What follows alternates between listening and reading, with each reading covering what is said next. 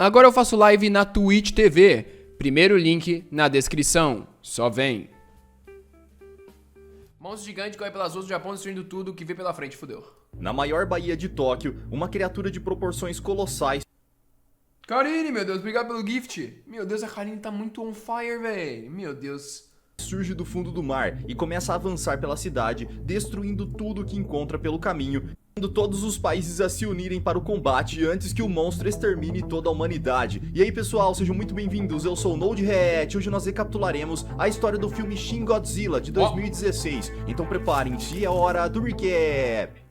Próxima baía de Tóquio, a guarda costeira japonesa vai atender um chamado sobre um barco que está parado há vários dias e vai até lá para investigar. Quando chegam até a embarcação, os oficiais procuram por sinais do proprietário, mas a única coisa que conseguem encontrar é um envelope junto com alguns outros objetos pessoais. Assim que confirmam que não há ninguém ali, os oficiais se preparam para rebocar a embarcação até a marina, quando de repente um tremor estranho começa a acontecer, causando uma grande erupção de água bem onde o barco está. Ao mesmo tempo, uma rachadura surge no teto do túnel subaquático de Tóquio e uma grande quantidade de líquido vermelho corrosivo começa a cair sobre os carros, mas logo é diluído na água. Assim que ficam sabendo disso, os funcionários do governo declaram estado de alerta e se reúnem com os especialistas para tentar entender o que aconteceu. Porém, como não sabem sobre a existência do líquido corrosivo, eles acreditam que a fissura no teto pode ter sido causada por um terremoto, o que também explicaria a erupção vulcânica no fundo do mar. Mas como tudo aconteceu numa região rasa e a única coisa que veio para a superfície foi o vapor, eles desconsideram essa alternativa. Ainda sem entender o que está acontecendo, o ministro da ciência marca uma reunião com o primeiro-ministro e junto com a equipe de inteligência, eles pensam em diversas explicações naturais para esse fenômeno. Porém, o jovem Yaguchi afirma que isso foi causado por uma criatura colossal e diz que já tem até vídeos do tal monstro circulando pela internet. Mas os ministros argumentam que nenhuma criatura conhecida conseguiria fazer a água ferver apenas com a sua temperatura corporal. Com essa hipótese descartada, o secretário-geral marca uma reunião com os outros ministros para decidir que medidas eles irão tomar para controlar o caos. Após algumas horas de reunião, os testes químicos ficam prontos e os técnicos confirmam que nenhum gás tóxico foi encontrado na região e informam que a atividade vulcânica da área está diminuindo bem rápido. Nesse momento, Yaguchi insiste mais uma vez que tudo isso foi causado por uma grande criatura marinha,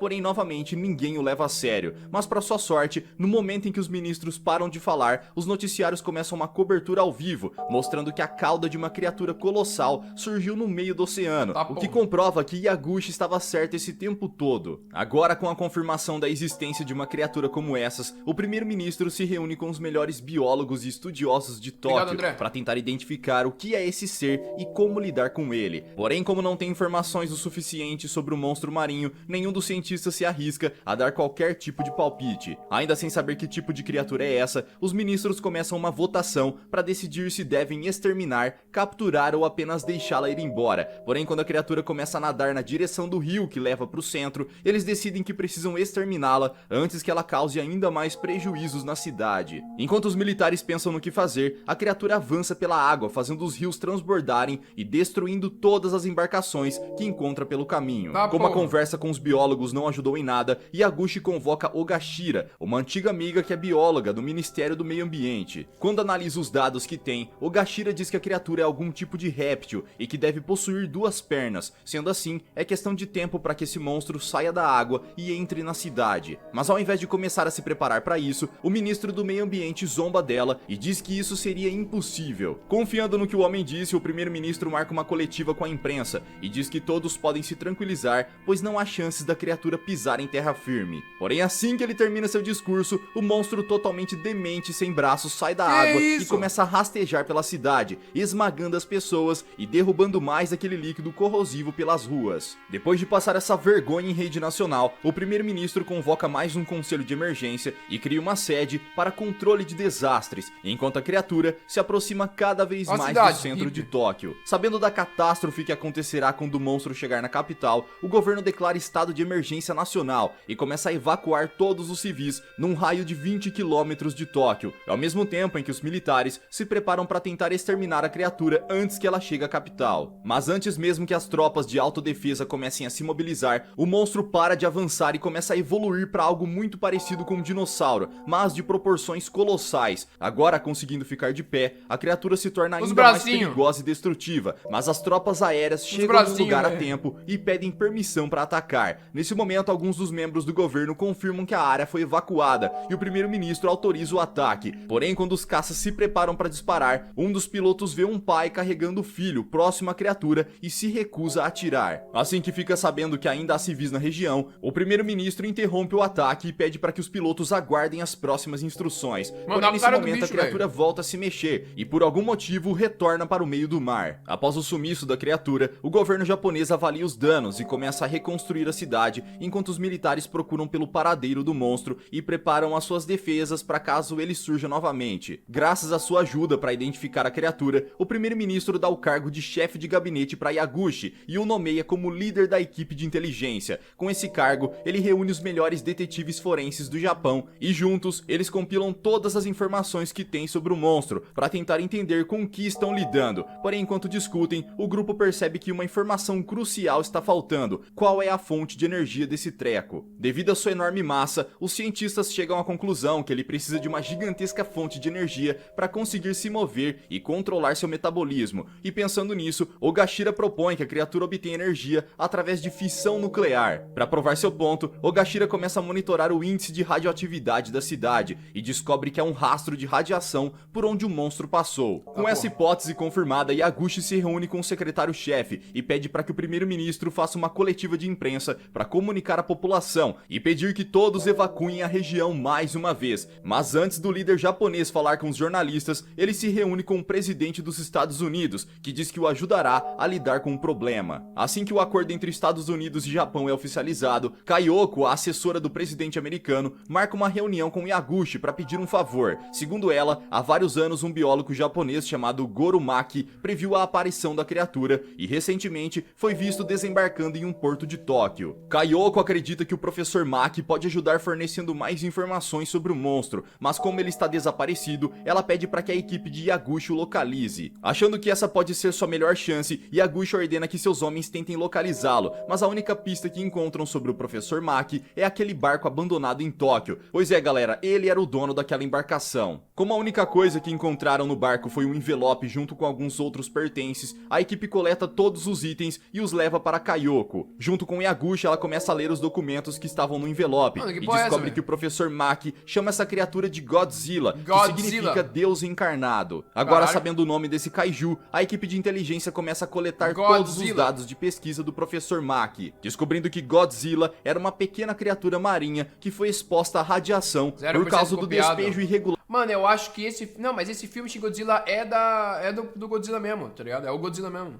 Não é tipo uma cópia barata. Só que de forma mais obscura, tá ligado? De material contaminado no oceano. Ao ser exposta a tanta radioatividade, o pequeno animal começou a sofrer mutações, até que seu organismo passou a se alimentar de energia nuclear, o que lhe deu a capacidade de evoluir rapidamente. Como foi possível ver no momento em que Godzilla se transformou de uma criatura marinha para terrestre simplesmente do nada. Por fim, Kayoko entrega para a equipe uma folha com diversos códigos que podem ajudá-los a parar Godzilla. Porém, como eles ainda não sabem como decifrar as informações que estão no papel, o grupo foca em descobrir o porquê a criatura voltou para a água de repente. Pensando nisso, um dos integrantes da equipe propõe que pode ter sido para resfriar o calor gerado pelo processo de fissão nuclear. Como Godzilla realiza esse processo internamente em seu corpo, ele precisa voltar para a água para poder manter sua temperatura sob controle. Com essa sendo a hipótese mais provável, a equipe tem a ideia de utilizar líquidos coagulantes para impedir que seu sangue circule, fazendo todo o seu metabolismo parar de funcionar. Por fim, a equipe nomeia a estratégia de Plano Yaguchi e conta o passo a passo para o primeiro-ministro autorizá-los a colocar em prática.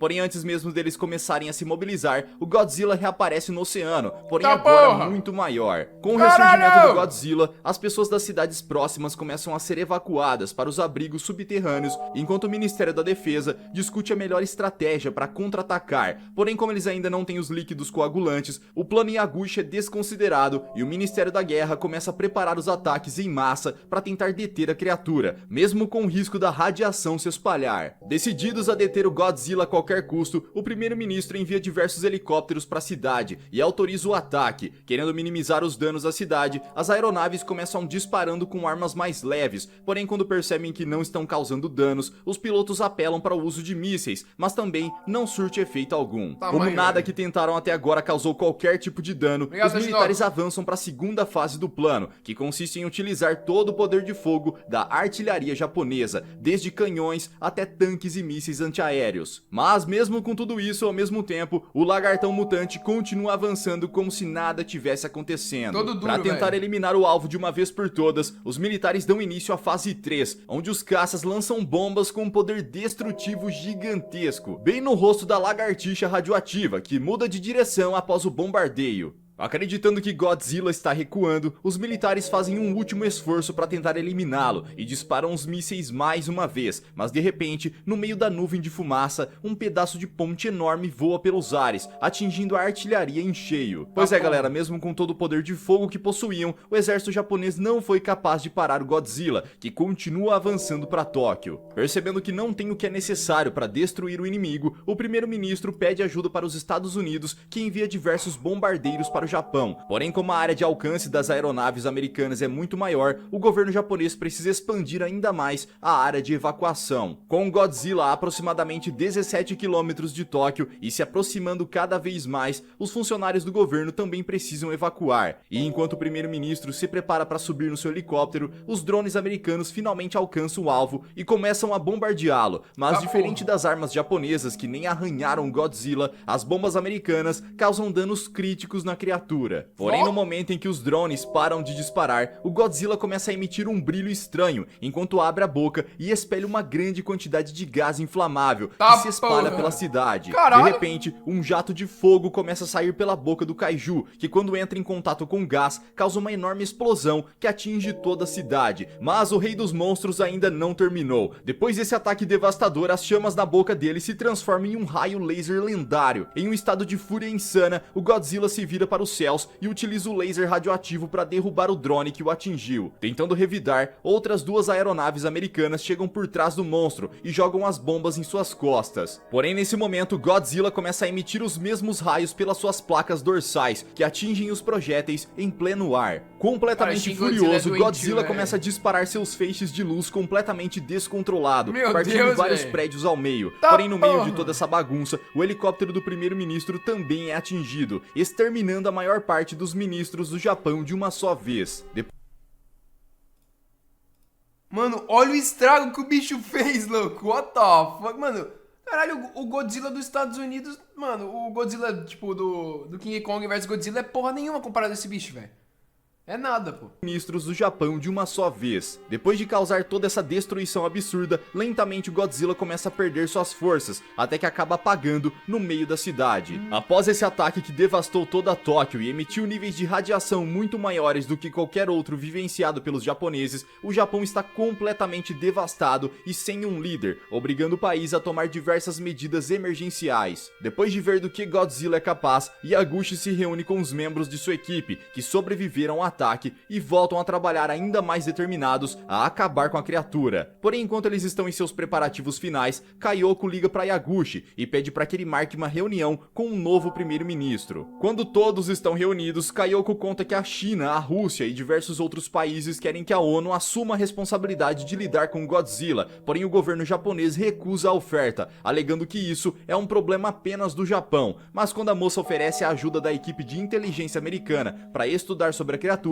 eles decidem aceitar. Agora com os reforços, Yaguchi envia alguns homens para coletar amostras de DNA do Godzilla para que possam analisá-las, e ao fazer isso, eles descobrem que a criatura não só é capaz de evoluir rapidamente, como também é capaz de se multiplicar por partes que se separam do seu corpo, assim como uma estrela do mar. Ao ficarem sabendo dessas informações, os cientistas americanos ficam preocupados com a hipótese de diversos Godzilla se espalharem por outros países e saem da sala para relatar essa nova descoberta ao governo governo dos Estados Unidos, ou seja, eles estavam ali apenas para coletar informações esse tempo todo. Assim que fica sabendo disso, Kayako vai até Yaguchi para contar que agora todos são a favor de que uma ofensiva em conjunto entre as nações seja enviada para lidar com Godzilla, além de contar que o Pentágono já está produzindo uma ogiva termonuclear para ser jogada em Tóquio. Ao mesmo tempo, o presidente dos Estados Unidos liga para o primeiro-ministro japonês para pressioná-lo a aceitar que uma bomba nuclear seja jogada em Tóquio, prometendo que todos os países ajudarão a reconstruir a cidade após isso. Porém, mesmo que essa seja uma ideia absurda, o primeiro-ministro não vê outra opção além de ceder. Após a reunião, o novo secretário conta sobre essa proposta para Yaguchi, que para evitar que o Japão seja destruído por outra bomba nuclear, reúne sua equipe mais uma vez e começam a preparar os líquidos coagulantes, antes que o prazo de evacuação dado pela ONU se esgote. Correndo contra o tempo, os membros da equipe de inteligência ligam para todas as empresas químicas que conhecem enquanto testam os efeitos das substâncias nas amostras que foram coletadas. Porém, como ainda não decifraram as informações que o professor Maki deixou, eles não conseguem avançar mais. Com menos de 10 dias restantes para evacuar o país, o grupo está parado de frente para o papel com os códigos, quando um deles se lembra que no barco havia um origami em cima do envelope. Pensando que essa pode ser a pista para decifrar as informações do professor, eles começam a montar diversos formatos diferentes com o papel, até que descobrem que aquele é um gráfico molecular. Como agora era possível ler as informações deixadas pelo professor, eles percebem que o biólogo descobriu que as células do Godzilla são capazes de se transformar, o que quer dizer que elas não precisam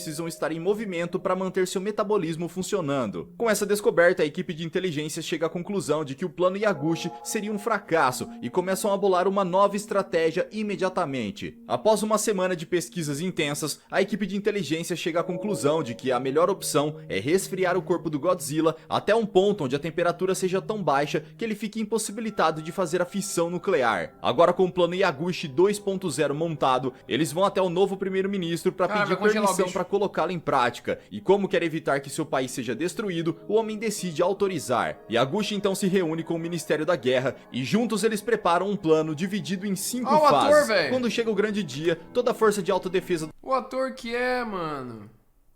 Cara, esse maluco é famoso, tá? Esse velho aqui insuportável. Plano dividido em 5 fases. Quando chega o grande dia, toda a força de autodefesa do Japão se reúne e assim que confirmam que a região foi evacuada, colocam a operação em prática, começando pela fase 1. Com o Godzilla ainda paralisado, os militares enviam alguns trens cheios de explosivos para colidirem com a criatura, fazendo-a despertar, e com esse objetivo concluído, é hora da fase 2. Com a criatura acordada, a força de autodefesa envia os drones da aeronáutica para tentar bombardear o Godzilla novamente. Porém, mais uma vez, o rei dos monstros dispara os feixes de luz da sua dorsal, destruindo as bombas e os drones exatamente como da primeira vez. Mesmo assim, Yaguchi continua mandando diversas aeronaves que são destruídas uma após a outra. Mas depois de algumas tentativas, o Godzilla para de soltar os raios das barbatanas dorsais, dando a brecha que os drones precisavam para bombardeá-lo. Após receber os disparos, o rei dos monstros fica completamente insano e mais uma vez volta a disparar seus lasers através da boca e da cauda, mas acaba se esgotando novamente e as chamas somem de uma vez por todas. Agora, com Godzilla sem energia, as tropas de autodefesa iniciam a fase 3, que consiste em demolir os prédios ao redor para machucar a criatura. Na fase 4, os militares disparam mísseis de cruzeiro que atingem os maiores prédios da cidade para caírem em cima do monstro e derrubá-lo. E aproveitando que ele está no chão, as tropas iniciam a última fase, a mais importante de todas. Nessa quinta etapa, as forças de autodefesa se aproveitam que o Godzilla está caído para levar diversos caminhões lotados de nitrogênio líquido até ele. Com a criatura ainda desacordada, os voluntários colocam a ponta dos guindastes na boca do Godzilla e começam a despejar o líquido. Porém, como são necessários toneladas de nitrogênio para concluir o plano, a criatura recobra a consciência e destrói toda a frota de caminhões assim que eles despejam 30% do líquido. Sabendo que agora é tudo ou nada, Yaguchi envia todos os trens restantes recheados de bombas para derrubá-lo de uma só vez. E agora que o Kaiju está mais uma vez desacordado, o segundo pelotão de caminhões vai até ele e despejam todo o nitrogênio restante. Assim que a dosagem dosagem chega a 100% e a Gush e seus homens ficam apreensivos enquanto esperam para ter certeza se funcionou. Mas de repente, a criatura volta a se mexer, mastiga os tubos dos guindastes e se levanta para realizar mais um ataque, porém acaba congelando assim que fica de pé. Quando percebem que o monstro está paralisado, os técnicos medem a temperatura corporal do Godzilla e descobrem que ele chegou nos menos 196 graus Celsius, confirmando que seu corpo foi preenchido de nitrogênio e que não há mais atividade nuclear em seu organismo. Faltando 1 hora para o bombardeio, o primeiro-ministro se comunica com a ONU para cancelar o ataque, enquanto em todo o Japão as pessoas assistem aliviadas ao fim do terrível rei dos monstros. Porém, enquanto todos comemoram, nós podemos ver que dezenas de kaijus humanoides estão surgindo na cauda do Godzilla. E galera, o que vocês acham que são essas criaturas? Acreditam que o Godzilla retornará? Deixa aqui embaixo nos comentários. Vejo vocês no próximo recap aqui do canal. Até lá! Humanoides? Que porra é essa, velho? Mano, que história é essa do Godzilla que eu nunca... Mano, humanoide?